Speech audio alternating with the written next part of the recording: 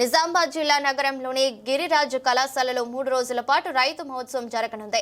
ఈ కార్యక్రమంలో రాష్ట్ర వ్యవసాయ శాఖ మంత్రి తుమ్మల నాగేశ్వరరావు, రాష్ట్ర భారీ నీటిపారుదల శాఖ మంత్రి ఉత్తమ్ కుమార్ రెడ్డి, జిల్లా ఇన్ఛార్జ్ మంత్రి సూపల్లి కృష్ణారావు, పీసీసీ అధ్యక్షులు Mahesh Goud, Bodhan MLA Proddatur Sudarshan Reddy, Nizamabad rural MLA Bhupathi Reddy ప్రారంభించారు.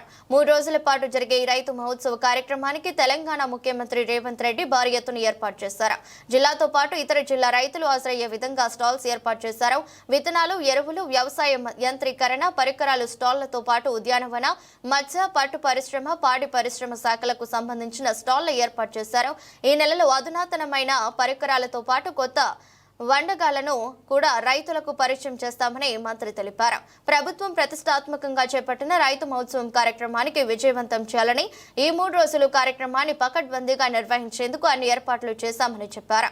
కార్యక్రమంలో ఆర్మూర్ నియోజకవర్గం కాంగ్రెస్ పార్టీ ఇన్ఛార్జి ప్రొద్దుటూరు వినయ్ కుమార్ రెడ్డి, వివిధ కార్పొరేషన్ చైర్మన్లు, రాష్ట్ర పార్టీ సీనియర్ నాయకులు, మండల నాయకులు పాల్గొన్నారు.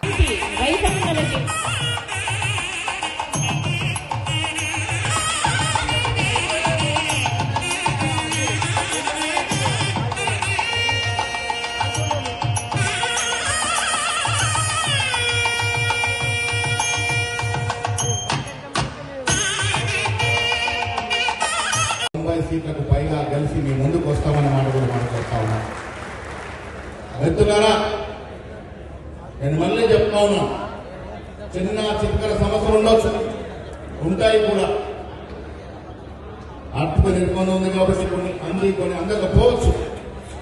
కానీ మాట ఇచ్చి మోసం చేసేది మాత్రం ఈ ప్రభుత్వంతో చేత కాదు. మాట నిలబెట్టుకుంటామన్న మాట కూడా ఈ సందర్భంగా మనం చేస్తా ఉన్నాం. వచ్చే రోజుల్లో అభివృద్ధితో పాటు సంక్షేమాన్ని నిండుగా ఇస్తున్నటువంటి ప్రభుత్వం కాంగ్రెస్ ప్రభుత్వం. ఈ జిల్లా విషయానికి వచ్చినప్పుడు ఇక్కడ ఇరిగేషన్ మంత్రి గారు ఉన్నారు. నిజాం సాగర్ 1923లో ఆనాడు నిజాం ప్రభు కట్టించినప్పుడు 2,75,000 ఎకరాల కోసం కట్టించినట్టు ప్రాజెక్ట్ అది. 29 టీఎంసీ అందించే ప్రాజెక్ట్ అది. క్రమేణా సిల్ట్ వచ్చి, ఇసుకొచ్చి, మట్టి పెట్టి వాళ్ళ సమయంలోనే కూలిపోయిన విషయం కూడా మనం చేస్తున్నాం. మేడిగడ్డ బ్యారేజ్ కూలిపోయిన తర్వాత, మేడిగడ్డ సుందిల్లా అన్నారం బ్యారేజ్ కూలిపోయిన తర్వాత, నిరుపయోగం చెందిన తర్వాత 1,00,000 కోట్లు మనని, మన పిల్లల్ని, వాళ్ళ పిల్లల్ని తాకట్టు పెట్టి అప్పు తీసుకొచ్చిన ఈ ప్రాజెక్టు కూలిపోయిన తర్వాత మరి వాళ్ళు మాట్లాడుతుంటే ఎవరు అర్థం లేదు. ఈ ప్రాజెక్టు నిరుపయోగంగా ఉండగా తెలంగాణ రాష్ట్రంలో గౌరవనీయుడు రేవంత్ రెడ్డి గారి సారథ్యంలో ఉప ముఖ్యమంత్రి బట్టి విక్రమార్క గారు, అగ్రికల్చర్ మినిస్టర్ తుమ్మల నాగేశ్వర గారి నాయకత్వంలో తెలంగాణ రాష్ట్రంలో వానాకాలం పంటలో కాళేశ్వరం ప్రాజెక్టు కూలిపోయి ఉండగా 66.7 లక్షల ఎకరాల్లో రికార్డు స్థాయిలో 153.5 లక్షల మెట్రిక్ టన్ను వరి ధాన్యం పండించిన విషయం, ఆ ఘనత మీకే దక్కిందని చెప్పి మనం చేస్తున్నాం.